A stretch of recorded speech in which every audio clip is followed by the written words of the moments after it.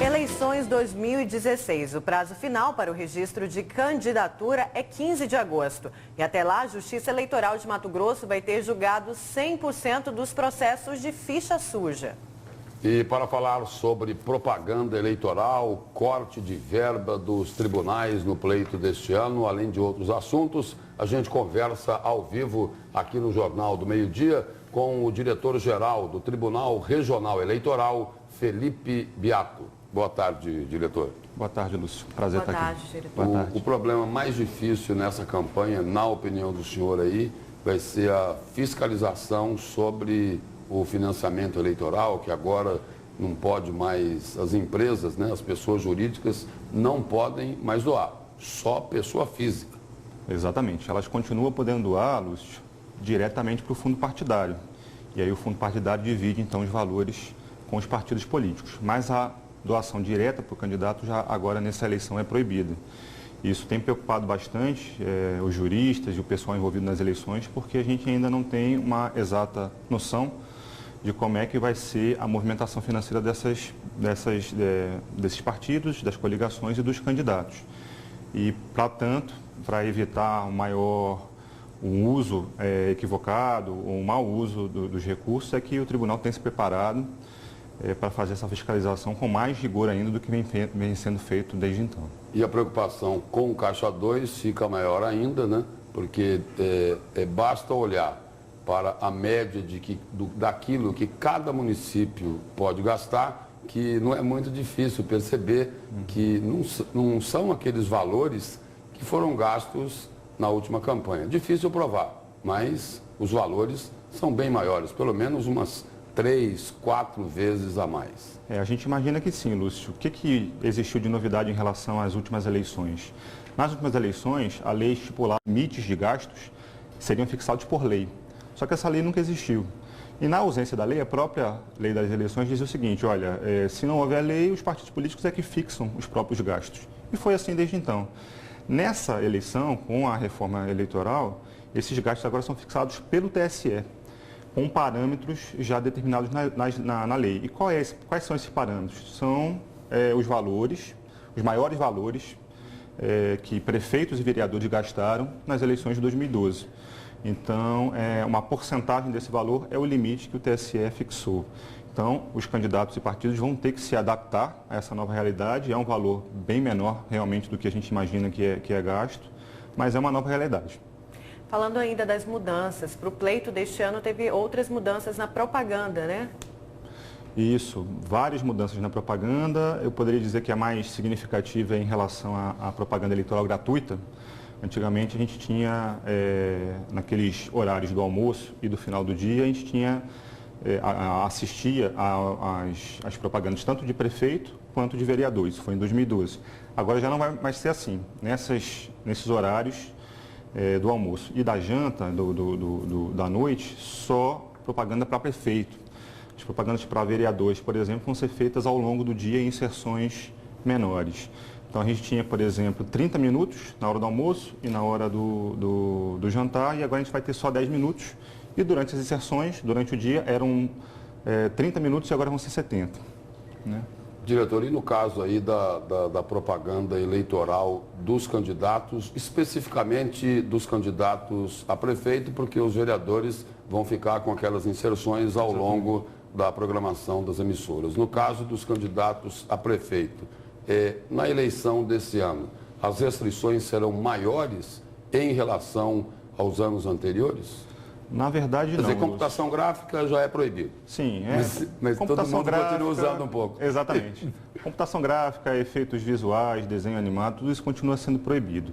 É possível ainda as gravações externas e internas. Artista, humorista, nada feito. Nada disso, exatamente. Nas externas, por exemplo, a lei é clara ao dizer que o candidato tem que estar sempre pessoalmente aparecendo e divulgando propostas de governo.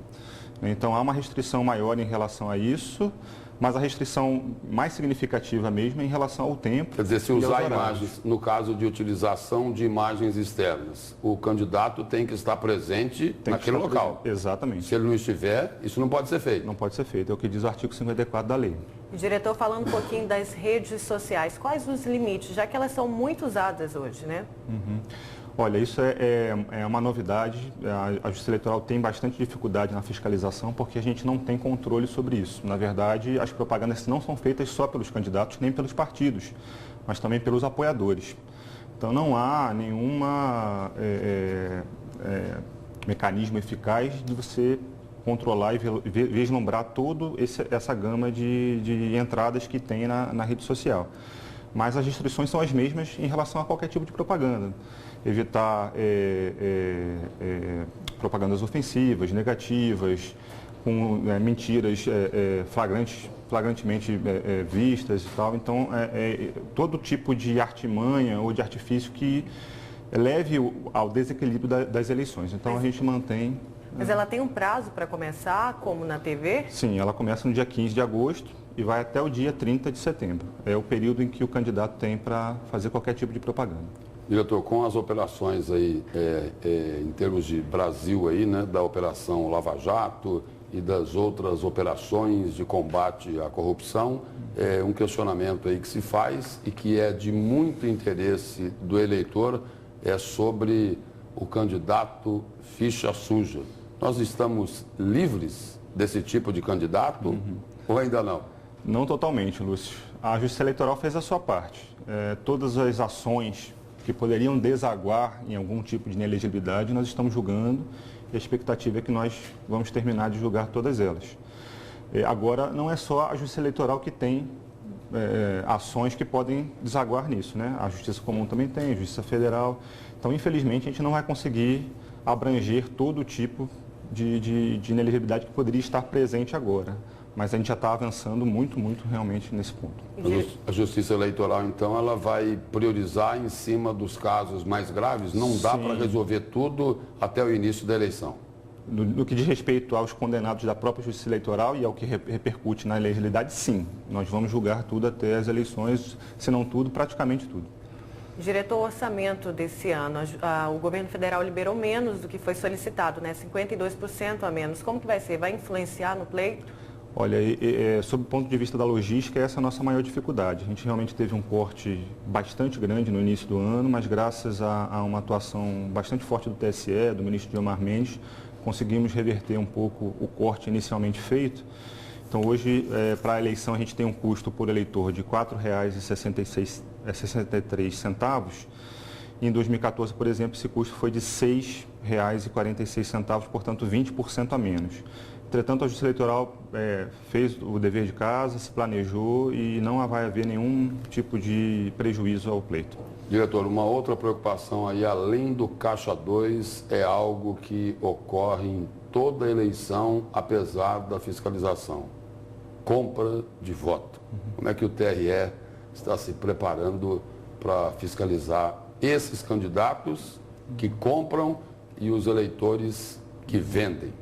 Porque um compra o voto e o outro vende a consciência. Exatamente.